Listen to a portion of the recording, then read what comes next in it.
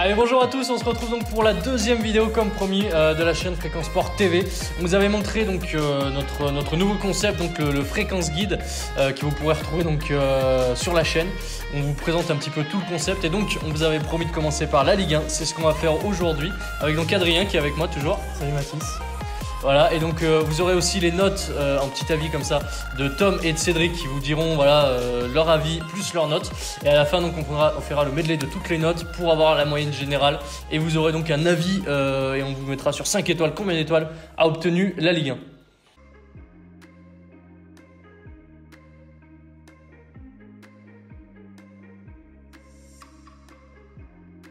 Donc on commence le premier thème, le premier choix, c'est donc l'ambiance qui règne au sein de la Ligue 1 dans les stades de Ligue 1. Et toi Adrien, tu as mis la note de 4, tu m'as dit, ouais, sur 5. J'étais plutôt généreux pour l'ambiance, donc une petite note de 4. Le 4 se justifie par le fait, je pense notamment au derby, donc à Lyon, Saint-Etienne, au MPSG, tout ça. Je pense Marseille-Lyon aussi. Ouais. Marseille-Lyon aussi, l'Olympico, il y a beaucoup d'ambiance pour ces matchs. Après, c'est sûr que pour les plus petits matchs à l'extérieur des grands clubs, certes, il y a moins d'ambiance, mais il y a toujours une part d'ultra de supporters qui vont suivre les clubs. Après, je pense aussi notamment au fait qu'il y a eu récemment, bon, après ça peut baisser la note aussi, mais par exemple aux événements qu'il y a eu à Lyon, Marseille, ce KSH de bus, Ouais. on s'en rappelle. Mais bon, je pense qu'un bon 4, c'est bien mérité. Et toi, Mathis, t'en penses quoi? Écoute, moi je suis un peu moins d'accord avec toi, j'ai mis 3 et je me suis trouvé généreux, donc toi avec un 4 encore plus. Parce que oui, t'as raison, je suis d'accord que OM Lyon, t'as souvent des belles ambiances, Lyon Saint-Etienne aussi, PSG OM, etc. Sauf que le problème c'est que la Ligue 1, on est obligé de la juger, et c'est ce qu'on va faire pour tous ces championnats, sur les 20 équipes. Parce que forcément, c'est les 20 équipes qui comptent. Et malheureusement, déjà quand on voit une grosse équipe du genre Marseille, du genre Lyon, qui va affronter une petite, le stade n'est pas toujours plein, il n'y a pas énormément d'ambiance. Et même quand on voit des affrontements entre petites équipes, on n'arrête pas de se moquer quand vous regardez les vidéos ou les commentaires. T'as perdu 1h30 de ta vie en regardant Dijon-Reims, machin. Et malheureusement, quand vous voyez dans les tribunes, ce que vous voyez, c'est quand c'est le samedi soir, c'est juste des mecs congelés qui savent pas trop ce qu'ils font là, juste ils regardent leur équipe parce qu'ils en sont fans. Mais on est obligé de noter de manière générale, j'ai quand même mis la moyenne, donc 3 sur 5 parce que y a des belles ambiances comme à Marseille, comme à Lyon, quand ça fonctionne comme à Paris. Et ça, on n'en a pas dans toute l'Europe, malheureusement. On peut voir que parfois, dans certains stades anglais, l'ambiance n'est pas non plus tout le temps au rendez-vous. Donc c'est pour ça que j'ai quand même essayé d'être généreux. Mais on va voir tout de suite ce que Cédric et Tom, eux, ont pensé, s'ils sont d'accord avec nous ou pas sur cette ambiance. Ok, les gars, pour l'ambiance, je peux que être d'accord avec vous, pour le coup, puisque c'est vrai qu'il y a quand même pas mal de bons stades. Je passe à Geoffroy Guichard, forcément je suis stéphanois, donc je passe direct au vert. Après, il y a pas mal d'autres stades aussi, donc il y a Paris, au Parc des Princes, où ça va, il y a une bonne petite ambiance aussi. Au Vélodrome, pour les gros matchs, il y a une bonne ambiance. Par contre, c'est vrai que pour les petites équipes, comme Lyon par exemple, l'ambiance, je la trouve un peu pourrie. Bon, je suis stéphanois, donc forcément je suis pas objectif. Mais non, pour les petits stades, quand vous allez voir un Dijon-Rennes par exemple, ou même d'autres équipes, on a tendance à un peu s'embêter, donc même carrément se faire chier pour être pas poli du tout et pour utiliser des mots assez salaces comme notre Ligue 1. Donc voilà, je trouve que 3,5 c'est plutôt une note assez haute et je vais la maintenir. Bon alors j'ai vu que Adrien a mis la note de 4 pour l'ambiance et franchement je suis vraiment pas d'accord avec ça. Franchement, non, la Ligue 1 ça vaut pas ça, ça vaut un 2 sur 5 on va dire. Parce que on va dire clairement, quand il y a les derbies, ok, il y a un peu d'ambiance. Par exemple, le match OM-OL, il y avait de l'ambiance. Mais quand les grosses équipes rencontrent les petites, franchement, on s'emmerde un petit peu. Hein.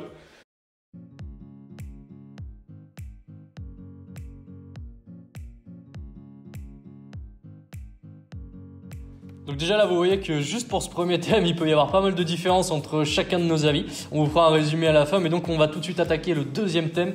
Là où ça va encore plus diverger je pense, c'est la compétitivité Adrien. Moi j'ai mis 3 sur 5, pourquoi parce que c'est un championnat assez diversifié, chamboulé je trouve. Donc on a la supériorité de Paris. Cependant, il y a eu 2-3 ans le championnat gagné par Monaco. Après, je pense aussi aux résultats européens, donc le parcours européen de Paris qui s'arrête souvent en 8e ces dernières années. Après, il y a eu les différents terres, donc Saint-Etienne, Lyon, Bordeaux, etc. Donc je pense que c'est ce qui fait relever la note. Après, par rapport aux autres championnats, c'est vrai que, comme j'ai dit, il y a un écart trop grand. On sait que PSG va pouvoir battre toutes les équipes pratiquement. Alors qu'en Liga, par exemple, on va prendre Barcelone, il peut se faire renverser par le plus petit du championnat. Donc, Aussi le cas en première ligue souvent. Hein. oui, alors, le cas en première ligue. Donc là, c'est vrai le PSG vraiment survole la Ligue 1. Ouais, moi j'étais un tout petit peu moins généreux que toi, j'ai mis 2,5 quand même, j'ai mis la moyenne. J'ai hésité à mettre la moyenne. Pourquoi ? Parce que ouais, tu l'as dit, le Paris Saint-Germain, je me suis pas mal... j'ai pas mal regardé du coup ce qui s'est passé en Europe, puisque là c'est là qu'on peut vraiment comparer en plus ce qu'il y a du coup avec les autres pays. Et c'est vrai que oui, le PSG est une très bonne équipe, peut battre beaucoup de grosses équipes. Malheureusement, on voit que derrière ça suit pas du tout. C'est-à-dire que certes, il y a Lyon, vous allez me dire, qui a fait 8e de finale l'an dernier, mais malheureusement ils l'ont fait une fois, c'était la première fois depuis 5 ou 6 ans. Il faudrait qu'ils le fassent 3-4 années de suite et dans des poules où ils vont vraiment avoir du très lourd, parce que bon, ils ont éliminé Shakhtar Donetsk, Hoffenheim, c'est pas non plus des références mondiales. Et ensuite, on voit qu'il n'y a pas de troisième équipe en Ligue 1 qui est capable de jouer la Ligue des Champions, puisqu'on voit Lille cette année qui malheureusement n'est pas au niveau. Ils sont tombés dans une poule, certains vont dire difficile. Oui, mais bon, Valence, Ajax, Amsterdam, c'est pas des monstres non plus. Hein, ils sont pas tombés sur Bayern Real. Et pareil, est-ce que vous pouvez voir une seule équipe hors PSG Lyon capable de rivaliser en poule de Ligue des Champions ? Aujourd'hui, il n'y en a pas. Et même, on voit en Ligue Europa qu'il n'y en a pas non plus presque, puisque Rennes et Saint-Etienne sont catastrophiques cette année.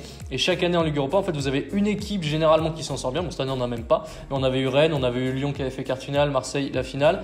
Mais au final, c'est une au mieux sur 3. Et donc, les 2 autres équipes qui se sont éliminées en poule de manière indigne. Donc, on ne peut pas dire que la championnat de France est compétitif quand on a une équipe qui s'en sort en Ligue des Champions et une équipe au mieux en Ligue Europa sur 6.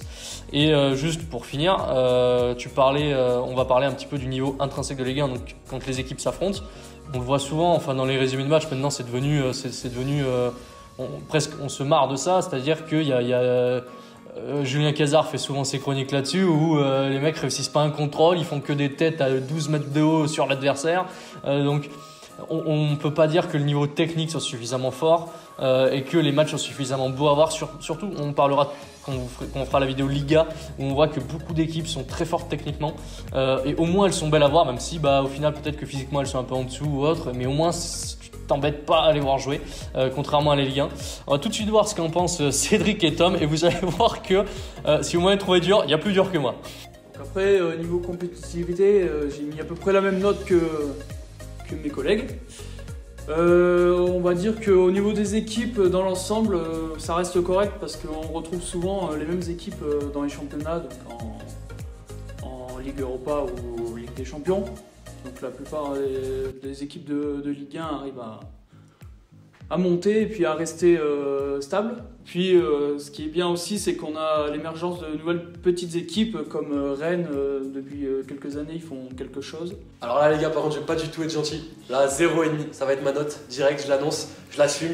Parce que tout simplement, pourquoi ? On voit en Europe, toutes les équipes françaises, aucune n'arrive à bien parfait. Donc je passe au PSG qui chaque année se ramasse la gueule. Pourtant en championnat, elle écrase toute la concurrence. Donc je trouve que vraiment 0,5 c'est très justifié pour ce championnat qu'est la Ligue 1. Et à noter qu'entre les équipes de Ligue 1, donc le PSG, il n'y a pas de concurrent quoi. Il y a zéro concurrence, donc c'est assez compliqué pour le championnat d'avoir une note assez haute au niveau compétitivité et d'après d'être performant en Europe pardon. C'est assez compliqué pour les équipes d'être performantes en Europe, sachant qu'il n'y a pas de compétitivité dans le championnat, déjà de base. Donc le PSG, c'est pour ça que je pense qu'ils ont un gros problème. C'est-à-dire que tous les week-ends, ils jouent contre des petites équipes et après, ils n'arrivent pas à perfer en Coupe d'Europe parce que justement, ils n'arrivent pas à se mettre au niveau. Alors là, cette année, ça a l'air d'être bon puisque notamment, ils ont gagné contre le Real Madrid. Ils ont fait des bonnes prestations. Alors on sait toujours qu'en poule, ils arrivent à bien perfer. Donc maintenant, il faudra qu'ils essayent d'aller un peu plus loin et je pense qu'on en reparlera dans de futures vidéos. Mais voilà, ma note c'est 0,5, donc assez méchante, mais je pense assez correcte.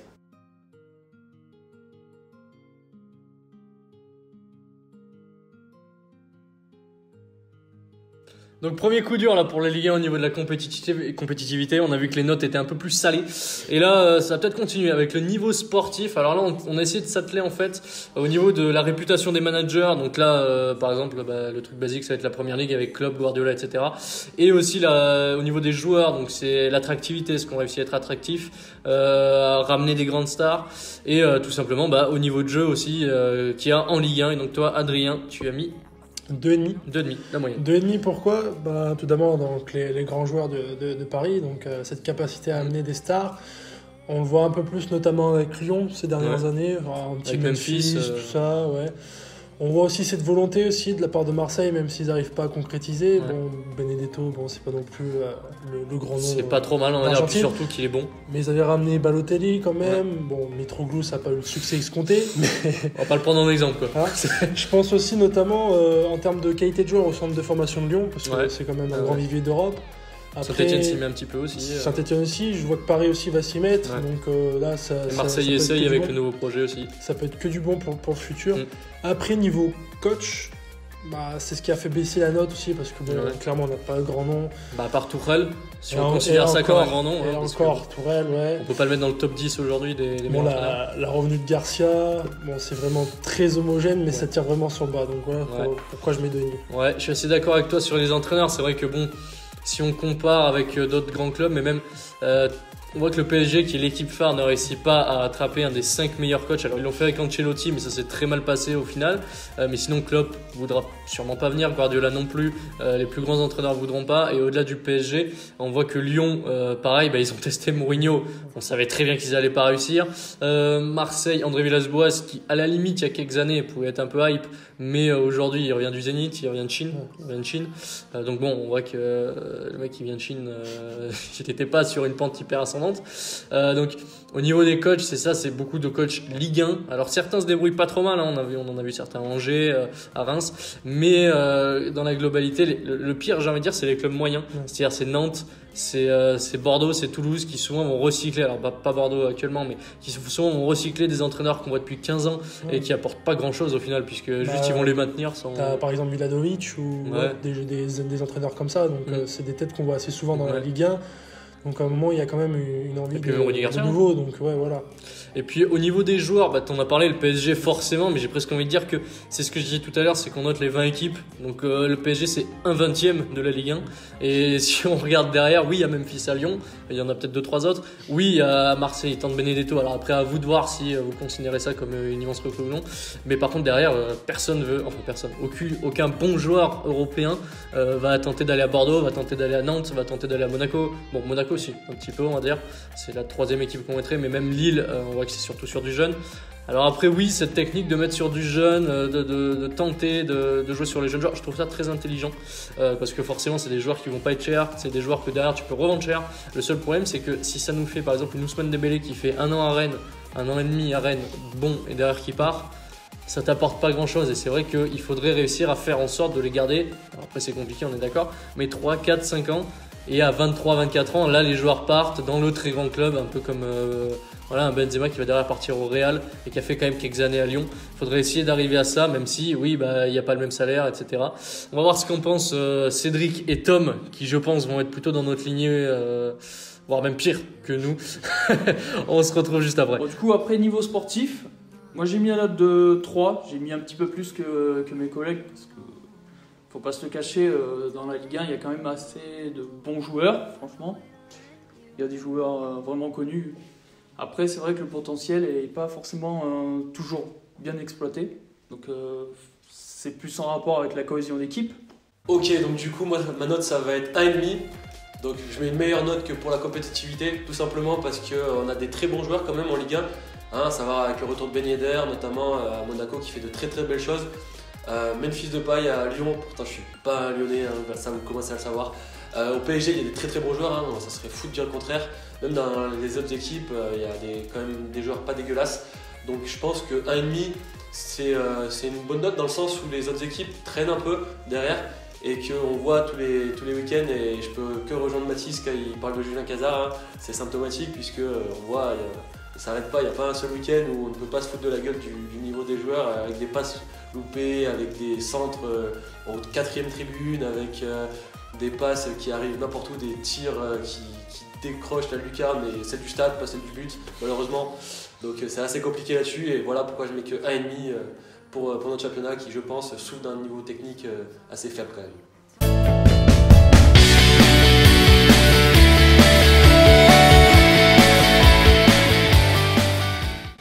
Ok, donc on va voir maintenant si la Ligue 1 va réussir à remonter un petit peu.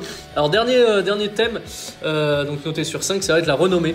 La renommée, c'est quoi? C'est l'historique de la Ligue 1. Qu'est-ce qu'a apporté la Ligue 1, on va dire, au foot européen, donc dans toute son histoire, ce qu'ont fait les clubs français. actuellement et dans le passé. Donc ce qu'ont pu faire, tu vas les citer. Adrien, je suppose, avec ta note. Bah, j'ai mis 1,5, donc là, plus je vois, plus je constate que mes notes descendent. Pourquoi j'ai mis 1,5? Donc, tout d'abord, par rapport au Big Five du championnat européen, je trouve qu'on est les derniers en termes de visibilité. Donc, que ce soit en première ligue ou les autres championnats, ils sont totalement devant nous. À l'étranger, ils vont pas se dire tiens, on va aller se mater Metz Rennes ou des choses comme ça. Donc, les droits de TV vendus à l'étranger, je crois que c'est 80 millions pour la Ligue 1, alors qu'en première ligue, on doit être autour du milliard. Ouais. C'est pour ça, justement, on en parlait de Mediapro qui ont racheté les droits de Ligue 1 en espérant que ça va leur remettre un coup de boost. Mais bon, je pense pas que ce soit la chose principale pour qu'ils fassent augmenter la visibilité du championnat. Après, en termes de passé, il y a eu les glorieuses épopées, comme je l'ai dit précédemment dans la vidéo, donc Saint-Etienne, Nantes, c'était un peu une Bordeaux. équipe, une période, quoi. Ouais, voilà, et donc du coup, c'est ce qui a permis de ramener des supporters un peu étrangers, notamment à Marseille, quand ils avaient gagné leur Ligue des Champions. Mais après, actuellement, c'est sûr que c'est pas la fête, quoi. On sait que ça passe par là, hein. Si vous avez des résultats européens, forcément les gens vont vous regarder, puisqu'il n'y a que ça qui regardent. On va dire aux États-Unis, en Chine, ils vont peut-être un peu regarder la première ligue, mais globalement ils vont regarder la compétition européenne, la Ligue des Champions et notamment la finale, qui est un événement énorme et tout le monde va un peu la regarder. C'est sûr que si vous avez une équipe en finale, vous avez tout le monde qui va se dire tiens, c'est quoi ce championnat, etc. Comme nous on en a eu, ça fait 15 ans pardon, qu'on n'en a pas eu une avec Monaco 2004, mais sinon, oui, tu l'as dit en termes d'historique. Alors évidemment, tous les Marseillais vont nous rappeler Marseille. Sauf que le problème, c'est que c'est une Ligue des Champions. Vous avez des clubs qui en sont à 6, 7, 13. Et puis si on compare même au Portugal, vous avez Porto et Benfica. Alors ça doit être 2 et 3, ou 2 et 2, je sais plus. Mais bon, bref, rien qu'à eux deux, ils en ont 4 ou 5 fois plus que nous. Donc alors qu'on parle du championnat portugais, si vous demandez à des suiveurs français, à des journalistes français de comparer la Ligue 1 et le Portugal, ils vont tous mépriser le Portugal, alors qu'eux, ils ont un historique bien plus grand que le nôtre. Après, au niveau de la renommée actuelle, tu disais, Adrien, c'est vrai que oui, ça passe par les droits TV. Et en fait, c'est le constat, les droits TV. C'est-à-dire que forcément, plus ton championnat est attractif et beau à voir, et plus il pèse, on va dire, plus forcément tu es payé. Et on voit qu'en Ligue 1, je te l'ai dit tout à l'heure, dans internationaux, c'est 80 millions contre 1 milliard en Première Ligue. Donc tu pèses rien. Et c'est tout à fait normal parce que on l'a dit un peu tout à l'heure dans les critères d'avant, oui, un PSG-OM c'est sympa, et encore à chaque fois c'est une tôle pour les Marseillais, quasiment 3 fois sur 4. Donc c'est même le gros match n'est pas un gros match. Donc à la limite, le seul que tu peux vendre, c'est Lyon-Saint-Etienne, sauf que Lyon-Saint-Etienne c'est pas du tout connu dans le monde, quoi. C'est-à-dire que c'est pas un Barça-Real, c'est pas aussi connu que ça. Tout le monde s'en fout. Donc le seul que tu peux vendre, c'est PSG-OM, sauf qu'il n'est pas intéressant. Et derrière, oui, si tu veux vendre ton championnat, je me souviens qu'ils voulaient faire des matchs des fois à 13h. Et si tu mets un Metz-Dijon à 13h pour les Chinois ils vont faire autre chose, hein. Ils vont pas regarder ton Metz-Dijon, quoi. Donc je pense que justement c'est plus le PSG qui veut le voir et non pas. Donc alors après oui, tu t'abonnes le PSG à 13h tous les dimanches, quoi. Donc après c'est peut-être pour les fans de foot français que ça sera chiant, mais il va falloir de toute manière essayer de changer. C'est ce qu'ils vont faire du coup avec Mediapro. Ils vont changer tous les horaires, notamment le samedi 20h qui va passer au dimanche 15h. Donc ça veut dire déjà probablement plus de monde dans les stades parce que ça t'évite de te pourrir un samedi soir. Et là tu vas dimanche après-midi en famille, etc. Donc ça va peut-être amener un peu plus de monde. Et on sait que aussi l'ambiance ça compte, on en a parlé tout à l'heure, mais ça compte aussi pour essayer de se vendre. Un peu à tout le monde et d'avoir une renommée. C'est que forcément on connaît tous, peut-être que personne d'entre nous n'a regardé un match turc, mais on connaît tous l'ambiance turque, et donc quand on nous parle Turquie, on pense tout de suite à l'ambiance. Et si on nous dit on va voir un Galatasaray-Fenerbahçe, on va tous dire oui, même si on connaît pas un mec sur le terrain. Donc ça participe au ça. Donc renommée, moi j'ai mis 2 sur 5, donc c'est pas foufou. Pour tout ce que je vous ai dit, voilà, parce que certes il y a eu des grandes épopées, Saint-Etienne on y pense, mais au final l'épopée de Saint-Etienne c'est 0 titre européen. Alors j'ai beau bien les aimer, mais c'est presque comme si ça n'avait pas existé, parce que c'est comme si je vous dis, je sais pas moi, l'épopée du Steaua Bucarest, on s'en fout, et pourtant ils l'ont gagné. Donc, alors que là, je vous le dis, il y a des gens qui me font des signes derrière assez gênants pour moi.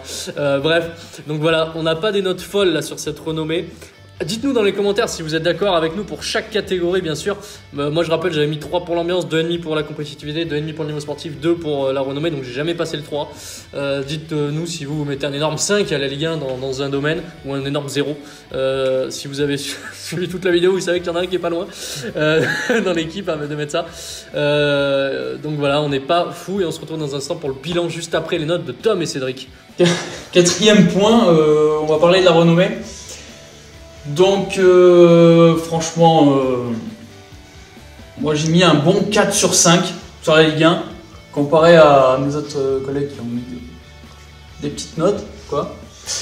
Niveau renommée, on a quand même eu pas mal de choses, comme l'OM, Saint-Etienne. Et puis après, je pense qu'il y a pas mal de joueurs aussi qui sont quand même assez attirés par la Ligue 1 pour venir jouer en France. Ok les gars, donc dernier thème, donc la renommée des clubs donc dans le monde. C'est assez compliqué puisque oui, on a des clubs qui sont très connus à l'international, mais je pense qu'ils doivent leur succès au passé. Et comme l'a dit Mathis très justement, donc il y a l'épopée des Verts, donc là je peux pas vous dire le contraire, hein, c'était une magnifique époque pour mes grands-parents et pour mes parents, parce que moi je l'ai pas connu malheureusement. Par contre, à part des épopées qui sont passées avant, notamment à Marseille, hein, avec la Coupe d'Europe qu'ils ont rapportée, à jamais les premiers, certes, mais à jamais les premiers, c'était déjà il y a 20-30 ans maintenant, donc ça commence à remonter. Donc c'est pour ça que je vais mettre une note assez sévère aussi, puisque maintenant la renommée, à part le PSG, c'est vrai qu'on n'a pas beaucoup de clubs qui perfent et qui permettent d'avoir une image assez conséquente du championnat dans les autres nations et au monde. Donc c'est pour ça que je vais mettre la note de 1, parce que niveau droit TV, je pense que ça doit pas être bien foufou, comme l'a dit Mathis, pour reprendre ses mots. Et donc je pense que voilà, la note de 1 est amplement méritée pour la renommée du championnat de France à l'étranger.